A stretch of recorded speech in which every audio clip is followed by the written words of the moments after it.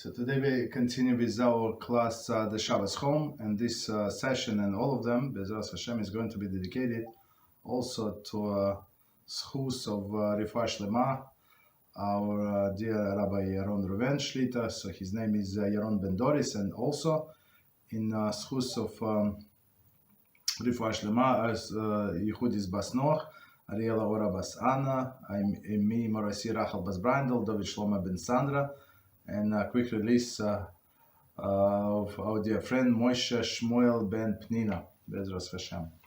Okay, so we continue today with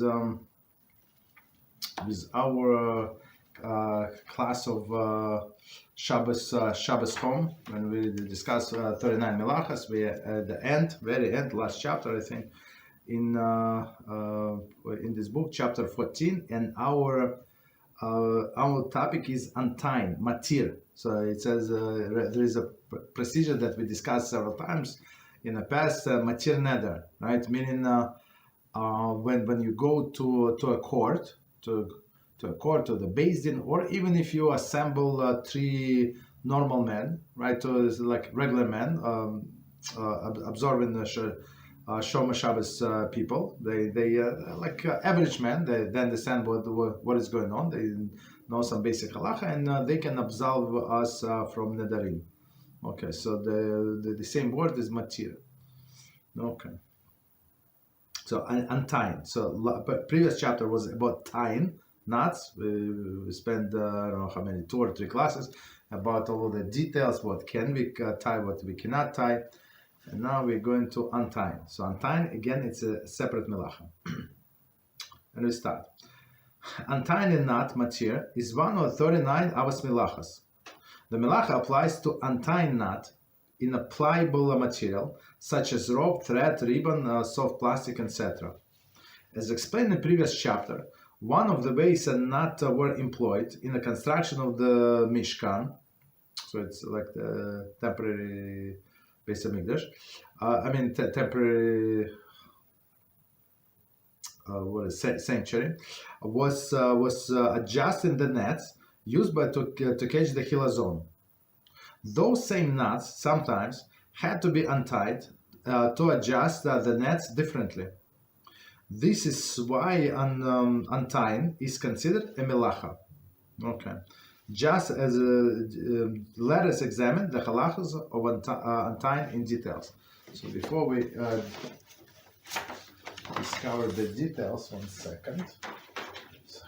Okay. So before we go into details, so let's try to understand. Okay. So first, we said it's one of the 39 melachas. It's totally separate. Tying is one melacha, untying is another melacha.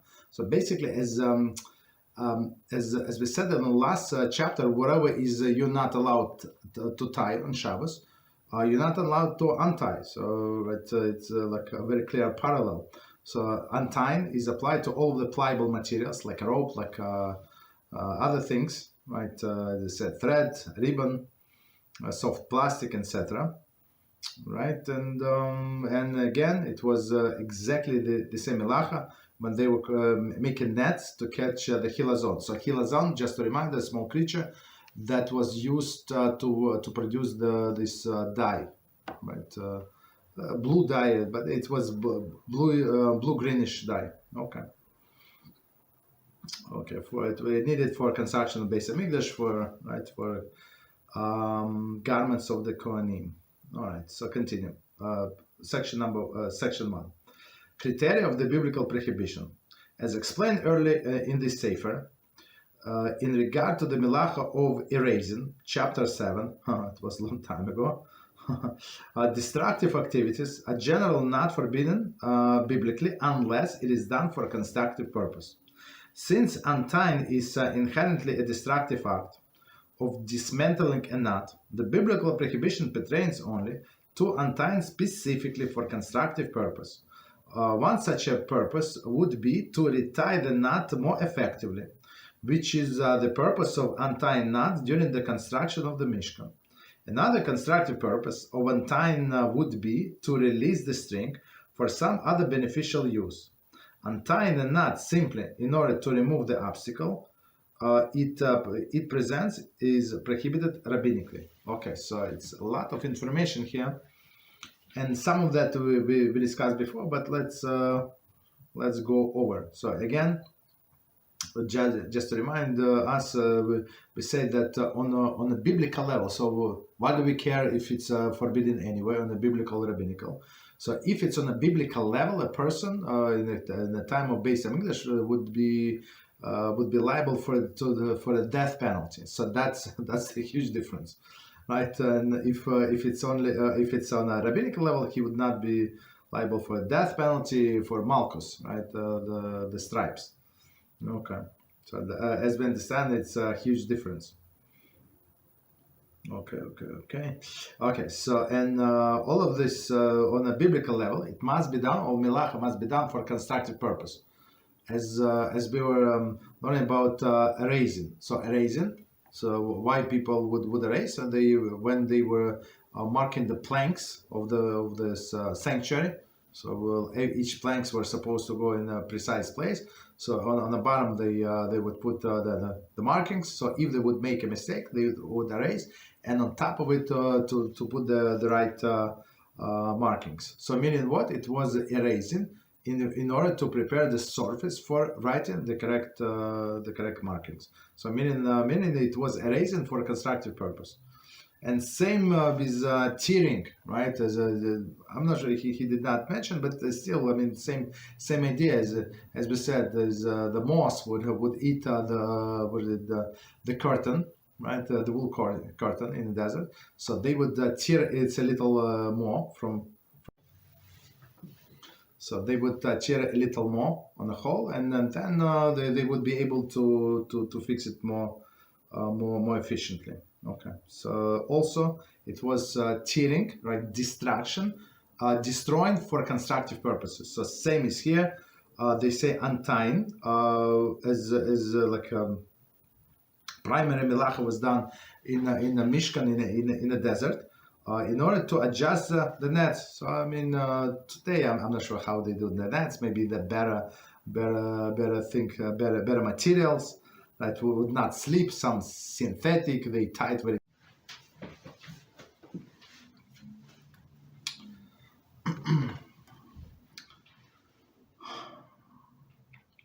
Just 1 second. Okay, so we continue. All right. So now, as I say, I saying like maybe today they have a better material, but in olden days you would need to adjust all of these nuts. Right, on the nuts on the net that they try to catch this hilazon. Okay. So continue. Okay. Section number 2. Types of the nuts are subject to this prohibition. The Melachah of untying is related to tying.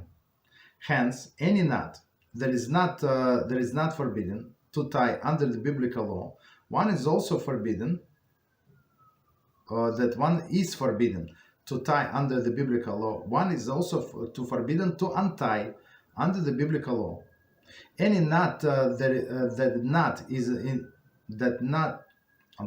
any nut that one is forbidden to tie by rabbinic decree, one is forbidden to untie by rabbinic decree. So meaning it's in parallel, but we're going to explain.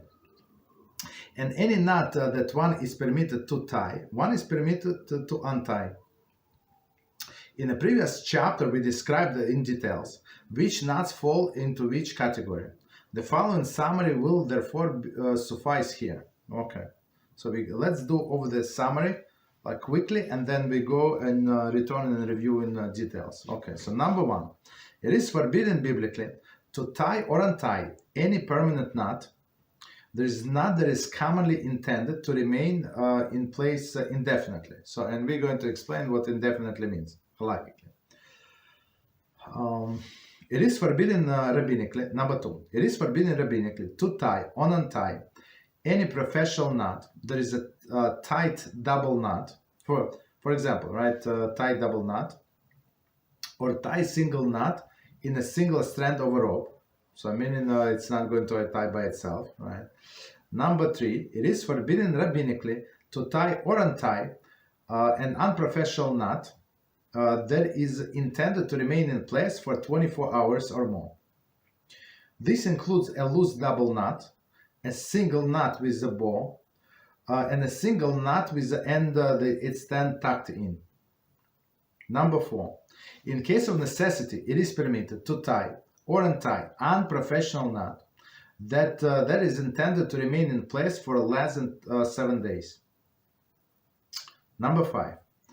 A single knot in 2 strands, a single knot or double knot without a single knot in 2 strands, or a single and a single or a double bow without underlying knot. A halachil cannot consider knots at all. It is permitted to tie or untie them even if they are intended to remain in place permanently. Okay, so let's go over this section and try to understand. Okay, so again, the Melachah of untying is related to time. So as we see, it's a one-to-one. Okay. Hence, any knot that one is forbidden to untie in the biblical law, one is forbidden to untie under a biblical law. So what is you not allowed? What is forbidden to tie under biblical law? It's forbidden to untie under biblical law. So okay, so far so good. Any tie any knot that one is forbidden to tie by a rabbinic decree, one is forbidden to untie by rabbinic decree. Okay, so far so good, no new material. And any knot that one is permitted to tie, one is also permitted to untie. So now we're talking about the Shabbos. Now it's more practical. Okay, so now in the previous chapter we described details which knots falls into which category. Okay, the following summary is therefore suffice here. Okay, so let's see. So we're going to try to elaborate a little in order to review what we said before. So number 1, right? It is forbidden biblically to tie or untie any permanent knot. So permanent knot, we said that is going to be in place for 24 hours, or according to some opinion, 7 days. But which as we always say, go by most strict opinion, which is 24 hours, right? And plus, if a person did not have intention to untie it, or usually this kind of knot is tied permanently, so this would consider forbidden to begin with, unless a person would have this specific intention. So again, it is forbidden to tie or untie any permanent knot, we just explained. And what is permanent? Permanent, that is not going to be undone by itself. And even if you pull one string, it's not going to be undone completely. So example is double knot, right, on 2 strands, or like a knot like in the middle of the rope, like in the middle of the shoelace sometimes. I'm not sure how it gets there, but you have to untie because it's going to stay there forever, right? What else? And right, okay, so continue. So those permanent, again, they intended to stay over 24 hours, or according to some opinion 7 days, or they did not have intention to untie, or it's a kind of knot that right, that is not going to untie simply by itself, right? Meaning with that double knot or others. Okay. So number 2. It is It is forbidden rabbinically to tie and or untie any professional knot. There is professional knot. There is a tie double knot or a tie single knot. Just 1 second. It is forbidden single knot in a single strand of rope. It is forbidden to tie or untie any professional knot. There is a tight knot. Tie double knot, so tie, or a single knot in a single strand of rope. Okay. Right, so first we said biblically that it's going to stay there, and the second point, rabbinically, that like a more professional. So you see in my review I combined it in 2, but it's actually 2 separate things. One is on a biblical level, meaning if a person thought that it's going to be like a permanent, and second, if it's a strong knot, it's not going to be done by itself, so it's forbidden rabbinically. Okay, no problem. So next one, number 3, it is forbidden rabbinically to tie or untie non-professional knot that is intended to remain in place for 24 hours or more. Okay, so what is that non-professional knot? Is what is it? Non-professional knot, including loose double knot. So it's not professional. Single knot in a bow, also not professional.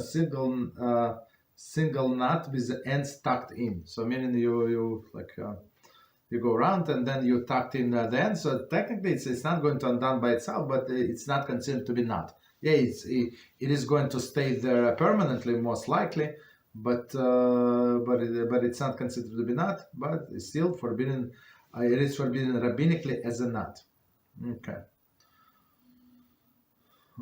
Right, or a single knot with a bow. So meaning the shoelaces. So meaning if you tie the shoelaces, you must remember to untie them. So point number 4, in cases of necessity, it is permitted to tie or untie a non-professional knot that is intended to remain in place for less than 7 days. Okay. So again, we're going, of course, as we always say, we need to know the lenient opinions as well. It is permitted to tie a non-professional knot, this knot in a bow, for example, if intended for less than 7 days. So meaning you're going to remember to untie it. And number 5, a single knot in 2 strands. So I mean it's nothing, like you tie the garbage bag, right, to 2 sides, nothing, right? 2 strands and a single knot and a single or double bow. So I mean, if you tie bow, it's simply, right, you just pull and pull one string and it get undone very easily. So halachically, it's not considered to be knots at all. So knots considered as something that is more or less permanent. So single knot in a bow, if you pull the string, it's going to be like, yeah, the bow is going to be undone, but the single knot is going to stay there. Okay, so that's why it's more like it is not, but on a rabbinical level. But the double bow is not a knot.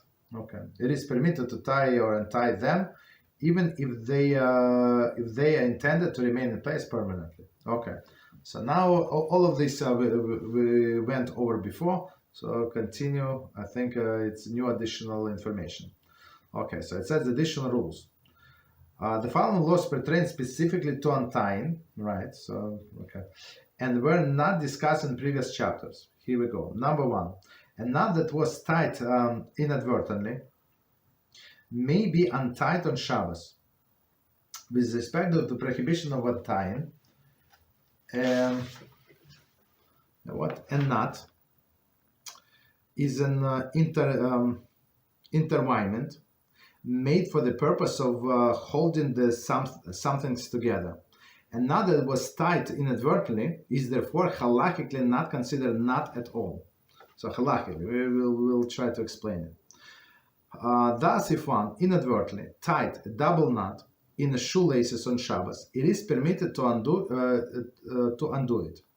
Similarly, if during the attempt to undo a permissible knot, for example, a bow, right, it became tangled, right? Sometimes it happens, tangled, and torn into the forbidden knot, one is permitted to untangle it and undo the knot.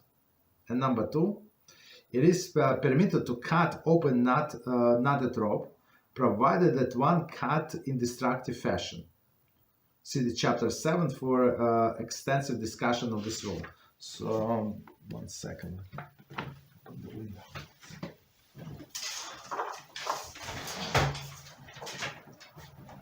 Okay.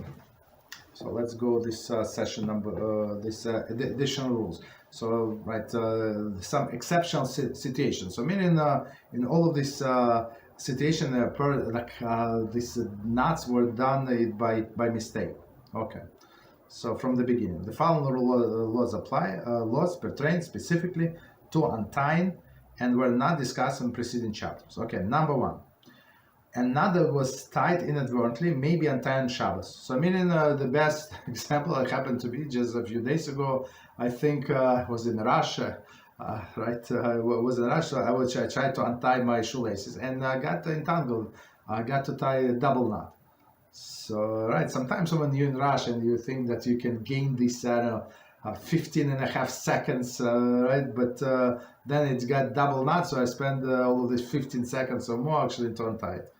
Right, that's very interesting. With respect to, okay, so meaning if it's got tied inadvertently. With respect to the prohibition of untying, and not, one second, okay. A knot is an intertwinement made for the purpose of holding something together. So meaning knot is considered something that you did intentionally. So if you had one single knot and a bow, like in shoelaces, and you pulled and you did whatever happened in the middle, and it turned into double knot. It's not a knot, because that's not. I mean, it is not. It is double knot, but it was not your intention. So halachically, it's not a knot. So meaning what? That you're allowed to untie it. Okay. So that's a very interesting explanation. So sometimes we need all the times we need halakhic explanation where is not it. It's like if you think like from a logical perspective, if you try to untie your shoelaces and it was not in a bow and be torn into double knot, so it is double knot. So why are you calling it not a knot? It's not, but right, halakhically it's not. Okay, which is good. Continue. Thus, if one inadvertently tied a double knot in his shoes on Shabbos, he is permitted to undo it. Similarly, if during the attempt to undo permissible knot, for example, a bow, it became entangled and tore into forbidden knot, one is permitted to untangle and undo the knot. Okay, so very, very straightforward. So if it got into double knot by mistake, and double knot is an example of the permanent knot as we said before, so you can untie it, no problem. So in point number 2, it is permitted to cut open knotted rope, provided that one cuts it in destructive fashion. See chapter 7 for extensive discussion of this rule. Okay, so again, it is permitted to cut open knotted rope. So I think it was right, and it's chapter 7. Chapter 7, right? Meaning that if you have, I think that like today, maybe if you buy, as I said, the only like practical example that I can see, if you buy something like from the bakery, like not pre-packaged, but you buy individual pieces and they put it in a cardboard, right, in a box, and they tie with the rope on top. Many times what I saw, I mean, we haven't bought it for a long time, but from a long time ago, a few times we did buy, right? From like they would tie like not with a rope, or not with a knot and a bow, but it's a double knot. Just make sure that it's going to stay shut. So basically, what you do, I mean, of course you can untie it if you want, but you just cut through. That's it. So to cut through, meaning through the knot in destructive fashion, is not considered to be untying, but considered to be destroying. So that, since it's not normal way, so it is absolutely allowed. Okay, which is good. So section number 3, and it says special dispensation for untying certain types of knots. So on one hand, before we continue, on one hand it's one-to-one. So whatever you're not allowed to tie on a biblical level, you're not allowed to untie on a biblical level. Whatever on a rabbinical level, not allowed to tie, you're not allowed to tie on a rabbinical level. And same is untying. Okay. So that's this part is on one hand like basic, it's one-to-one, but as we see, there are some exceptions. In some circumstances, it is permitted to untie certain types of rabbinically prohibited knots. Okay. The type of knot that may be opened depends on the circumstances. So, meaning since it is rabbinical, and our rabbis, of course, they try to help us to observe Shabbos, not to be Michal Shabbos through creating some decrees that is very hard for people to carry on. Right, so that's why they on one hand they instituted these rules, like more stricter rules, but on another hand, they give us some dispensation in some special circumstances. Subsection A, physical distress. Right, if in a case of where one's inability to untie the knot causes considerable physical discomfort, it is permitted to open any rabbinically forbidden knot. There is, number one, not permanent double knot. Number two, not permanent single knot in a single strand of rope. Non permanent. And number three, knot and a bow that were originally meant to remain intact for more than 24 hours.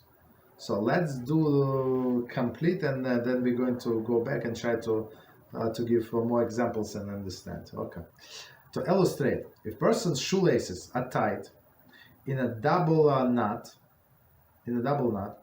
and he wants to go to sleep, and he will be greatly discomforted by the shoes. Right, he may undo the knots in order to enable himself to remove the shoes. Okay, the rabbis provided a dispensation to their prohibition in this type of case to allow the person to alleviate his discomfort. Obviously, this dispensation does not extend to knots that are prohibited biblically. There is a permanent knots. Okay, so let's try to understand what it says here. Try to understand. Okay, from the beginning, and right. So physical distress. So our rabbis allowed some dispensation in discounts in physical during the physical distress. Okay, so non-permanent double knot. So what is non-permanent double knot? So this double knot, for example, that person did by mistake. It was before, but even if he meant to last for some time, but now he wants to take the shoes back, to shoes off, right? Non-permanent, or he meant to it not to last more than 24 hours for whatever reason. Maybe I guess it's my personal example. So maybe sometimes the shoelaces snap, and you don't have another pair, and it is a problematic. Maybe like in some circumstances we're going to see, in some circumstances you not going to be allowed to replace the shoelaces, right? We're going to leave it for another time. It's maki bepatish. You understand? So, but let's say it snaps, right? But it still have some length, but not enough to do the knot and a bow, right? Some people double bow, right? So now in this case, a permanent the person tied in a double knot. That was the only option. Okay. So in this case, he would be allowed to untie it, as he said. For example, he needs to go to take a nap or something. Okay. So number two, non-permanent single knot in a single strand of rope. So I guess single strand of rope, non-permanent. So meaning non-permanent that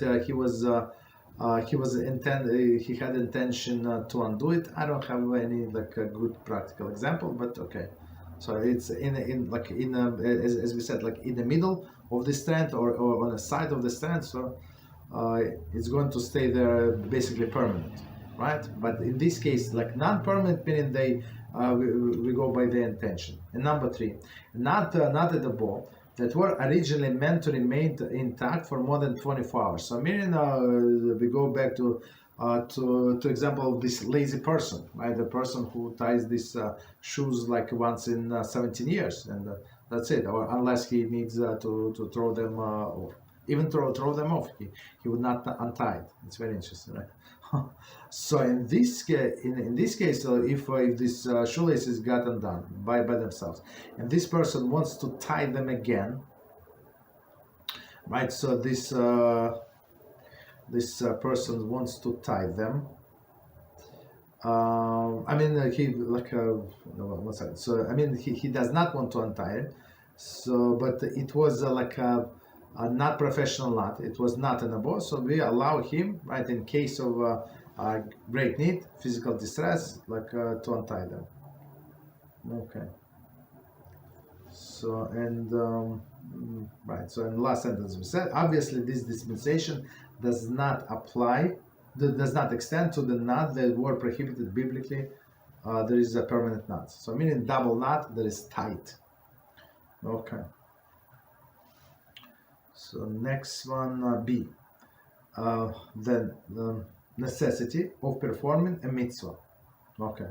It is permitted and this example we actually gave at the end of the last chapter, where we're talking about wrapping around the Sefer Torah, right? So we said, since it is for the sake of the mitzvah to keep the Torah together, so we say there is even though it's going to be more than 24 hours, so our rabbis gave us some dispensation. Okay.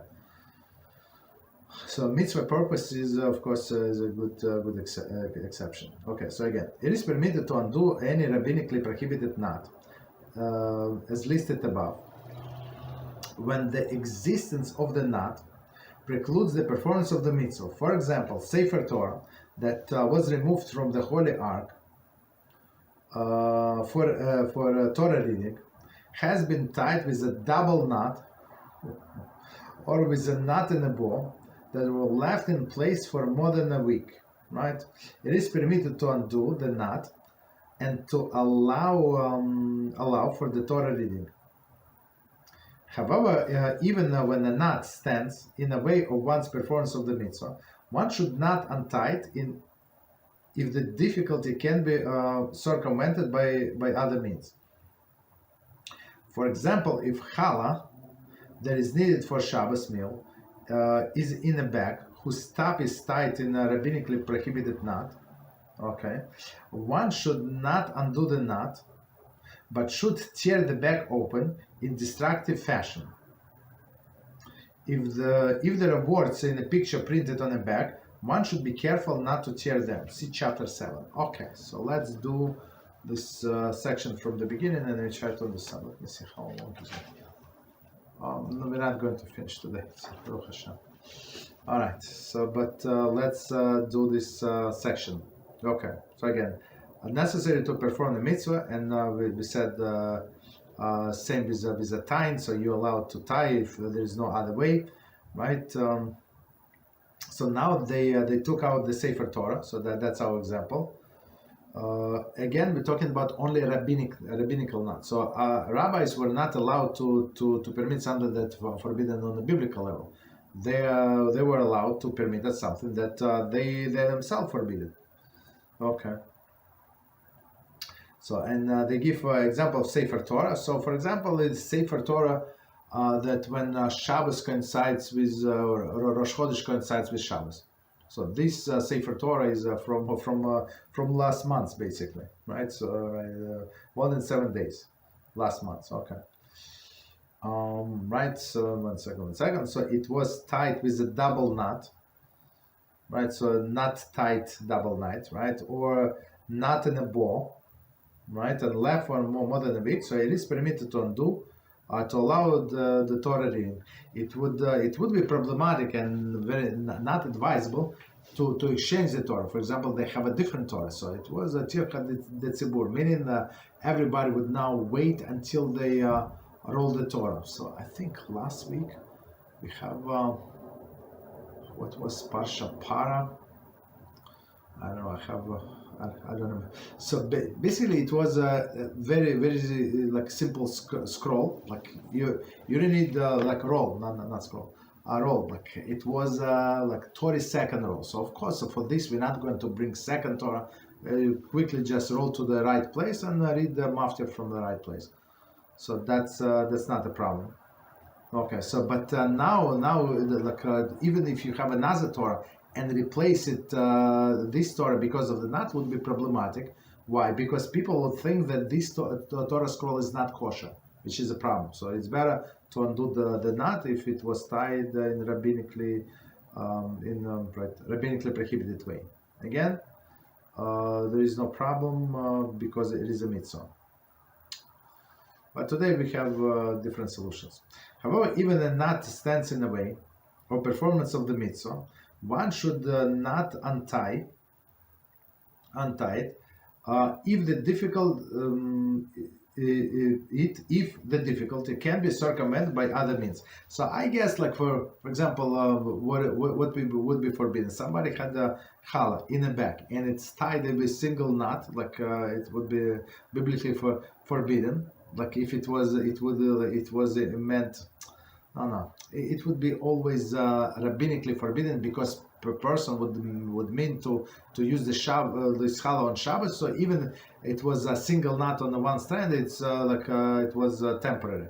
So just my advice, just cut, take scissors and just cut off the knot, and that's it. You're good. Okay. But he said here somehow he said destroy the whole bag. Okay, so okay, so for whatever reason, but again, if there is a letter, some writings on the back, some pictures, you have to again take scissors. Don't do with a knife. Don't do like tear with your hands. With the scissors, it's more precise and destroy the back, and you can use another bag. No problem. Okay. So subsection C. Other cases of necessity. In other cases of necessity, for example, besides the cases of the physical distress or a hindrance of performance of the mitzvah,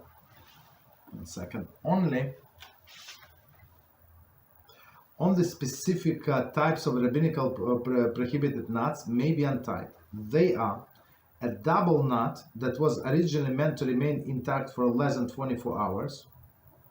Number two, a knot and a bow that was originally meant to remain intact for less than 7 days. Okay. The reason for this distinguishing between these and the other rabbinically prohibited knots is as follows. As explained in the previous chapter, page 199, so I think like end of the last chapter, it is a matter of the dispute whether these two types of knots are forbidden at all. Okay. In case of necessity, it is permitted to rely upon poskim who permit tying and untying these types of knots.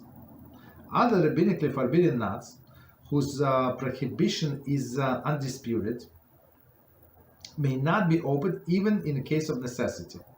Okay. This includes double knot that was originally meant to last for more than 24 hours.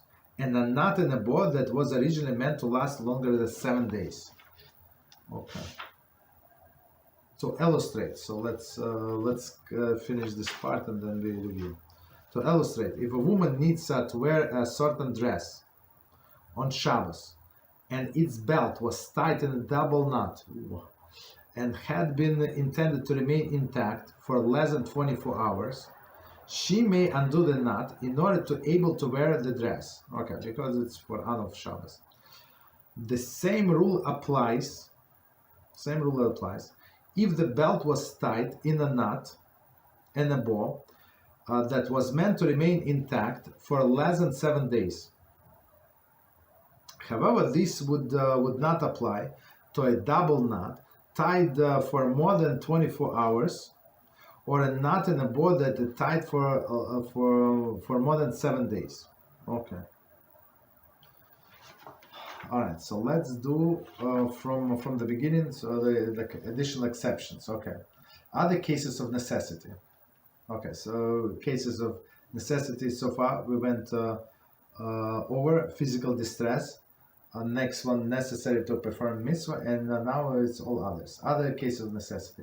In other case of necessity, there is beside the physical distress of hindrance to performance of the mitzvah.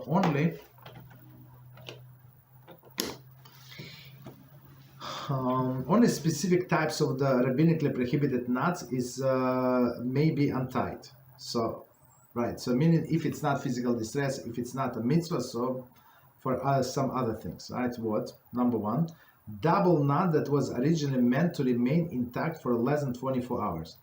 Right. So we said this one is forbidden only rabbinically. So if it's like double knot, tied double knot, that is was just tied without any intention, so most likely this would be forbidden on the biblical level. Okay. And number two, and not in a bow that was originally meant to remain intact for less than 7 days. So as we said, there is 24 hours, but there is still opinion that's 7 days or less than 7 days. So meaning you can untie them under certain circumstances. Okay, so continue. The reason for distinguishing between these, meaning double knot for less than 7 days and single knot in a bow for less than 7 days. Apologize. Double knot for less than 24 hours, and knot in a bow then more than less than 7 days. Apologize. Less than 7 days. Double knot less than 24 hours, knot in a bow less than 7 days. Okay. The reason for distinguishing between these and other rabbinically prohibited knots is as follows. It is as explained in the previous chapter. It is a matter of dispute whether these two knots are prohibited at all. Right, meaning double knot for less than 24 hours. And not in a bow less than 7 days. So according to some poskim, I don't remember what was majority or minority, but basically under normal circumstances we go by the stricter law. But in case of the great need, so we can rely on this, on more lenient view. Okay. In case of necessity, it is permitted to rely upon the poskim who permit tying this type of knots. So meaning to begin with. Okay. So again, we try not to, but in case of necessity. So now we're discussing only the untying of the knots. Other rabbinically forbidden knots whose prohibition is undisputed, so those are two exceptions, other undisputed, may not be opened even in case of necessity. So very straightforward. This includes double knot that was originally meant to last more than 24 hours.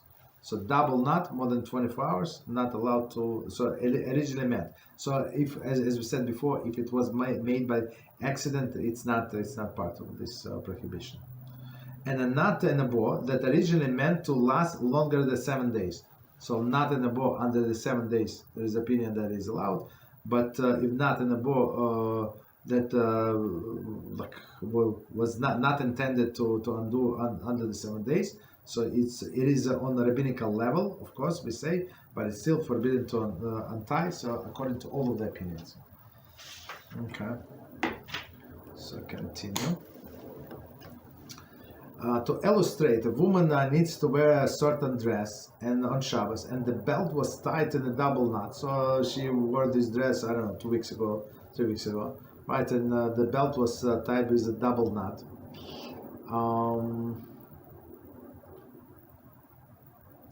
That had been intended to remain intact for less than 24 hours. So double knot for less than 24 hours. Okay, double knot than 24 hours. So it's not like what I said. She may undo the knot in order to be able to wear the dress. So it's double knot and less than 24 hours. Okay, so meaning she wore on Friday night and now she wants to wear a Shabbos morning. Okay. The same rule applies if the belt was tied in a knot and a bow and was meant to remain intact for less than 7 days. So meaning she wore last Shabbos. Okay. However, I mean the last Shabbos is not going to fly, right? Because it's an 8th day. Okay. However, this would not. I'm not sure how, like, what would be the situation. I mean, the meaning that she would do something with the dress during the week. That's yeah, at least a second example, right? Less than 7 days. However, this would not apply to a double knot tied to the more than 24 hours, or knot in a bow tied for more than 7 days. Okay. So meaning now it is also, as we said, it is rabbinical, but everybody agreed that there is no exception. Again, not applied to double knot that tied more than 24 hours. Tied meaning intention, and not in a bow for more than 7 days. So everybody agreed that it would be forbidden to untie it. So, and section D, asking Gentile to undo the knot, to open the knot. In case of great necessity, it is permitted to ask Gentile to open any rabbinically prohibited knot. So again, only as emphasis, I think, on rabbinical, rabbinically forbidden. Okay, so I think we can stop here, do 5 minutes break, and we continue with other topics. And today is a story night. 5 minutes. Thank you very much for learning with us, and Baruch Hashem, we caught up with questions. Baruch Hashem. Please join us tomorrow. Tomorrow we continue with our class of Shabbos kitchen. Baruch Hashem. So thank you very much. Same time. See you tomorrow. Thank you.